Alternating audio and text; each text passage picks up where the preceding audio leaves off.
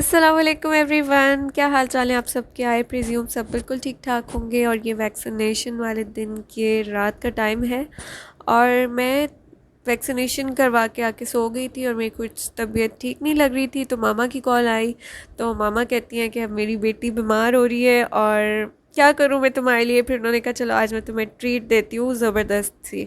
तो जो तुम्हें खाना सबसे ज़्यादा पसंद है वो मेरी तरफ से आज तुम लोग की ट्रीट है और ख़ूब सारा मंगवाओ और खाओ। तो उस वक्त मुझे केएफसी दिल कर रहा था तो मैंने केएफसी ऑर्डर कर लिया। तो रात का टाइम हो गया है, अब काफ़ी बेहतर महसूस कर रही हूँ और दिल ख़राब हो रहा था, थोड़ी सी भूख लग रही थी तो खाना ऑर्डर किया है। तो चले खाना खोलते हैं और खाते हैं।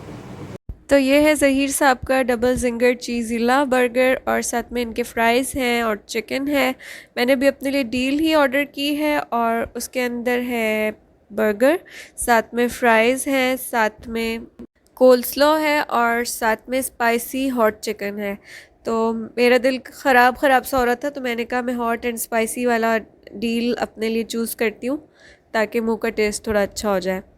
तो केएफसी की ये बात मुझे बहुत पसंद है कि इनका कोल्स्लॉ वाटरी नहीं होता। ये देखें कितनी अच्छी कंसिस्टेंसी है। ये मैं अपना जिंगर खा रही हूँ चीज़ वाला।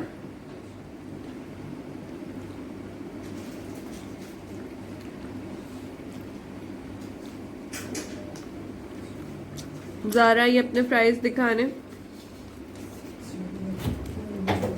तो फिर खाना खा के बस मैं सो गई थी और फिर नेक्स्ट मॉर्निंग में गई थी मॉर्निंग वॉक पे। अब ये है 7:30 का टाइम और आज बारिश हुई थी तो मैं थोड़ा लेट निकली हूँ वॉक के लिए। और इस टाइम पे इतनी ठंडी मज़ेदार हवा चल रही है और साथ में हल्की हल्की बारिश भी मेरे मुंह पे लग रही है, कपड़े भी हल्के हल्के गीले हो रहे हैं और बहुत फ्रेशनेस का एहसास हो रहा है। और साथ में जो बर्ड्स की आवाज़ें हैं, पता नहीं कौन कौन सी तरह की बर्ड्स निकल कर आई होती हैं।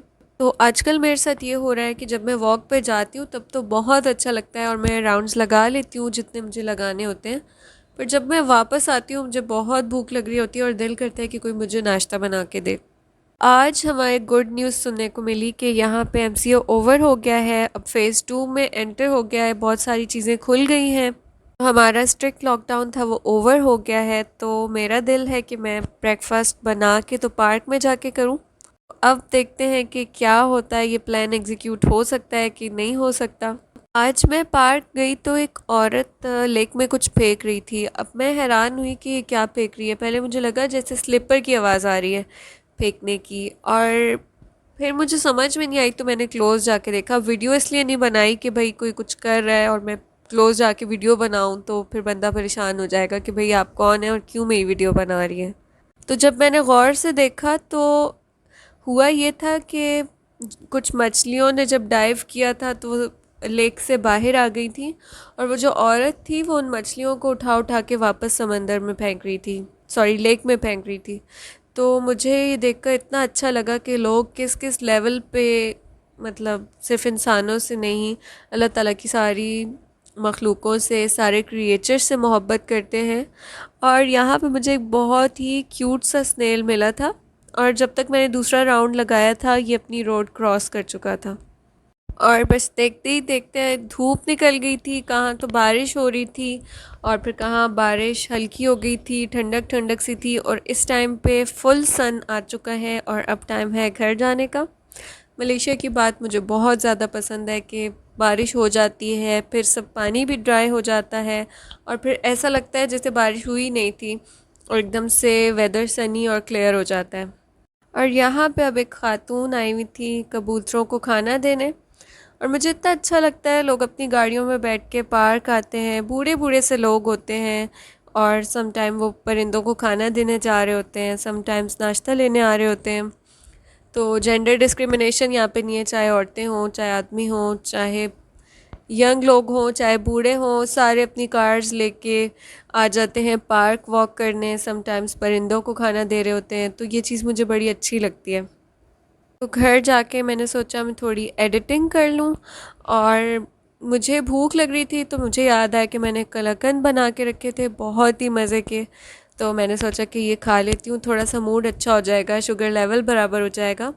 उसके बाद अच्छा सा हैवी सा नाश्ता बनाती हूँ और नाश्ते में मैंने बनाए थे पिज़्ज़ा और साथ में कैरेट केक, ये दोनों चीज़ें बेक की थी। पता नहीं क्यों आजकल मुझे बिल्कुल दिल नहीं कर रहा कि पराठे बनाऊँ और रोटियाँ बनाऊँ। मैं इन चीज़ों से बहुत अवॉइड करती हूँ कि 3 दिन टाइम बंदा रोटियाँ पराठे बनाता रहे। घर में रह रह के रोटियाँ पराठे बना बना के बेजारी सी हो गई है। तो पिज़्ज़ा में यह आसानी है कि बस एक डो लेके बेल लो तो उसमें काफ़ी लोग खा लेते हैं। तो चलें अब बनाते हैं पिज़्ज़ा। इसकी रेसिपी इंतहाई आसान है, बस डो बना के रखना है। प्रूफ भी ज़्यादा देर नहीं करना, बस डो बना के उसकी रोटी बेल के मोल्ड में रख देनी है, यानी कि पिज़्ज़ा पैन में। और ऊपर से टोमेटो सॉस और जो भी चिकन आपके पास पड़ी है वो डाल के और ऊपर चीज़ डाल के तो बेक करनी है। बस टोटल ये रेसिपी है पिज़्ज़ा की। सबसे पहले मैंने ले लिया मैदा और साथ में मैं इसमें ईस्ट ऐड करूँगी। इसके अलावा मैंने डाला थोड़ा सा नमक, थोड़ी सी चीनी, थोड़ा सा मक्खन और आप चाहे तो एक चुटकी सोडा भी डाल सकते हैं। मेरे पास ब्रेड इम्प्रूवर पड़ा था तो मैंने वो यूज़ कर लिया, बट ये कम्प्लीटली ऑप्शनल है। तो अगर मैदे को आपका दिल कर रहा है तो दूध से गूंद दे। मैं थोड़ा सा दूध डालती हूँ, थोड़ा सा पानी डालती हूँ, तो मिक्स करके अच्छा सा डो बना के रख देती हूँ। साथ में चिकन में लहसुन अदरक और हरी मिर्च डाल के रख दिया पकने के लिए। और अब मैं बना रही हूँ कैरेट केक, जो कि बहुत इजी बनता है और साथ साथ मेरे टिक्का चंक्स भी रेडी हो रहे हैं। तो आई थिंक कैरेट केक की रेसिपी मैंने आपसे पहले भी शेयर की थी। बहुत ही आसान सी रेसिपी है। सिर्फ़ और सिर्फ चीनी में आपने डालने हैं अंडे और साथ में आपने ऐड करना है ऑयल और बस इसको अच्छे से मिक्स कर लेना है। साथ में ऐड करना है वनीला एसेंस और थोड़ा सा जायफल, जावित्री, बेकिंग पाउडर, बेकिंग सोडा और दालचीनी का पाउडर इसको बहुत कॉम्प्लीमेंट करता है। तो थोड़ा सा सॉल्ट भी मैंने इसमें यूज़ किया है। ये सब भी मैं इसी तरह ऐड कर दूँगी अपने ड्राई इंग्रेडिएंट्स में। इनको मैंने अच्छे से पाउडर बना लिया है और फ़िलहाल मैं अपनी जो अंडा, चीनी और दूध है इसे अच्छे से मिक्स कर रही हूँ। तो जैसे ही अंडे और ऑयल के अंदर चीनी मिक्स हो गई तो हमने डाल दिया मिल्क और विस्क कर लिया। साथ ही सारी ड्राई इंग्रेडिएंट्स डाल दी और साथ में कैरेट्स भी डालनी है और ड्राई फ्रूट्स भी। तो मैंने आमंड्स को माइक्रोवेव में हीट करके चूरा बना लिया था और साथ में मैंने थोड़ी सी इसके अंदर अशर्फियाँ यानी कि टूटी फ्रूटी ऐड की थी। इससे बहुत अच्छा फ्लेवर हो जाता है। तो उसके साथ ही मैंने ऐड किया वनीला और बस ग्लास डिश में रख दिया बेक होने के लिए। तो लास्ट टाइम भी जब मैंने ये केक बनाया था तो एकदम से चट हो गया था और इस बार भी मैंने बहुत मज़े से इस केक को एंजॉय किया। तो खैर केक मेरा बेक हो रहा है। साथ में मैंने कहा कि डो भी राइज़ हो गया होगा। ये अब तक फुली राइज़ नहीं हुआ है, बस थोड़ा ही टाइम लगा था, यानी कि 15-20 मिनट। तो बस मैंने की रोटी बेल के तो रख दिए पैन में और साथ में डाल रही हूँ चिकन और चीज़। अब्दुल्ला को कैप्सिकम पसंद नहीं है तो मैंने सोचा कि ना ही ऐड करूँ। कहता है कि मम्मा मुझे आजकल बिल्कुल दिल नहीं करता कैप्सिकम खाने का।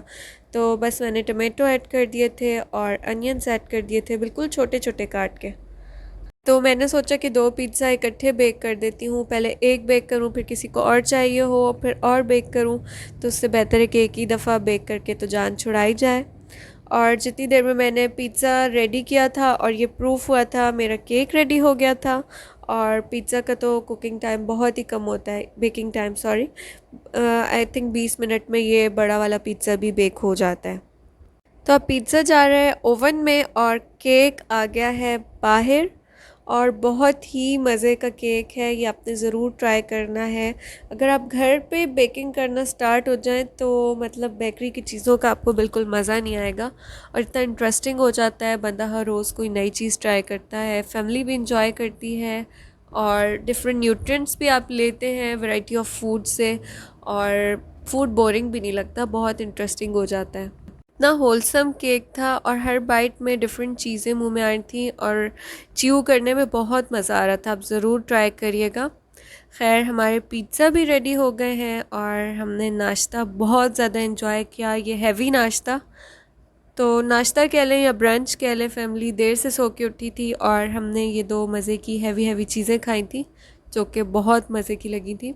और ये रहा मेरा पिज़्ज़ा का स्लाइस, और मैंने 2 पिज़्ज़ा बेक करके रख दिए थे कि अगर किसी का अभी दिल नहीं करा तो थोड़ी देर बाद खा लें, और मेरी जान छूटी रहे बस पिज़्ज़ा का स्लाइस गरम करें और खाएं। सालने पराठे और अंडों से मेरी जान छूटी।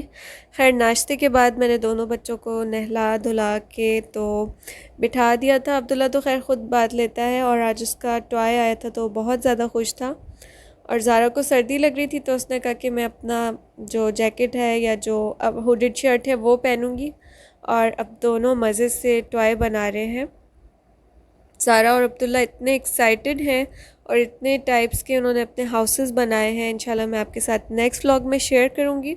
मेरे हस्बैंड कहते हैं कि बच्चों को ऐसे टॉयज़ लेकर दें जिनसे इनकी क्रिएटिविटी बूस्ट हो। इससे अब्दुल्ला ने किस किस तरह के हाउसेस बनाए ये मैं आपसे शेयर करती रहूँगी। फ़िलहाल के लिए मैं आपसे इजाज़त चाहती हूँ। अगर आपको व्लॉग में कुछ भी अच्छा लगा हो तो लाइक कर दीजिएगा, मुझे भी इससे अप्रिसिएशन मिलती है। और अगर आपने अब तक सब्सक्राइब नहीं किया तो चैनल सब्सक्राइब कर लीजिए। और अब होगी आपसे नेक्स्ट वीडियो में मुलाकात, तब तक के लिए अपना बहुत ख्याल रखिएगा। अल्लाह हाफ़िज़।